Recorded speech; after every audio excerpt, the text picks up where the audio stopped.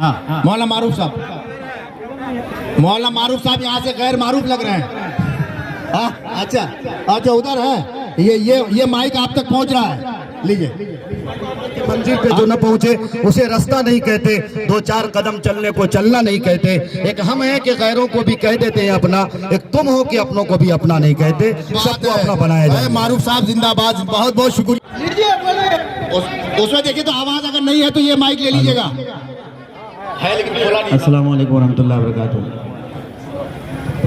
दोस्तों, हम सबको मालूम है कि खाड़ी पुल की खुशी है और इसी खुशी को साझा करने के लिए हम सब यहाँ जमा हुए हैं। हम सब की जिम्मेदारी होती है कि खाड़ी पुल का काम कैसे मुकम्मल हो, इसके पीछे हमें दिमाग लगाना, किसी अफवाह के चक्कर में हमें पड़ना नहीं है। और इसमें क्रेडिट किसे मिल रहा किसे नहीं मिल रहा इससे भी हमें मतलब नहीं होना चाहिए।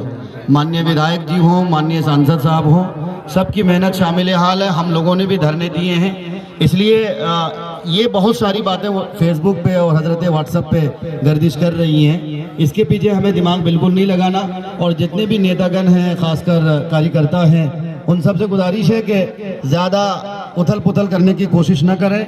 हम दो नदी के बीच वालों को, ये 4-5 पंचायत जो बहुत दिनों से अपनी ज़िंदगियों से और अपनी मौत से जूझ रहा था, माएँ बच्चा जनने में तकलीफ़ हो रही थी, उनको कई बार मौत का सामना करना पड़ रहा था। तो ये बहुत खुशी की बात है और ये खुशी का तमगा हमारे लिए है। इसलिए हम सब की एक जिम्मेदारी होती है कि हम सब मिलकर इस खाड़ी के पुल के काम को कैसे आगे किया जाए, इसके पीछे दिमाग लगाना है। एक अहम गुजारिश आप सब से मेरी ये है, मौलाना शायद अच्छा बैठ गए मौलाना, एक गुजारिश ये भी मैं आप सबसे करता हूं कि खाड़ी पुल के निर्माण के लिए ये जो 2-3 या 4-5, 6-7 पाया की बात हो रही है, इसके पीछे भी एक बहुत बड़ी लॉजिक है। गांव वाले बेचारे इस बात को लेकर बहुत परेशान है कि ज्यादा अगर पाया बन जाएगा तो बस्तियां तबाह हो जाएंगी, बस्तियां कट के मट्टी में पानी में मिल जाएंगी।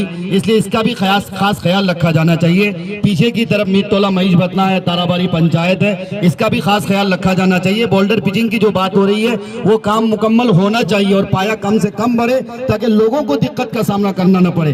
वरना ये पुल तो बन जाएगा, जब लोगों के घर नहीं रहेंगे तो ये फिर पुल किसी काम का नहीं हो सकता है। इसलिए इसका भी हमें खास ख्याल रखना चाहिए। इसके पीछे मैं समझता हूँ कि ये दो नदी के बीच का जो इलाका, चाहे वो खाड़ी हो, चाहे महनगांव हो, ताराबारी हो, नया टोली हो, इधर अफनिया हो, यानी जितने लोग इस नदी से मुतासिर होते हैं, कनकई नदी हो या महानंदा नदी हो, उन सारे लोगों की यही फिक्र है। और मैं कहता हूँ अगर सरकार चाहती है, सरकार के नुमाइंदे चाहते हैं, कार्यकर्ता चाहता है, ठेकेदार चाहते हैं, मुंशी चाहते हैं, तो सबकी ये चाहत होनी चाहिए कि लोग किसमें खुश रहते हैं, लोगों की समस्याओं का समाधान किसमें पाया जाए, वो काम हमें करने की बहुत ज्यादा जरूरत है। बहरकैफ वक्त कम है, बहुत सारे लोग हैं, उनका खास ख्याल रखना है। मैं इन्हीं बातों के साथ अपनी बात खत्म करता हूं, बस ये कहते हुए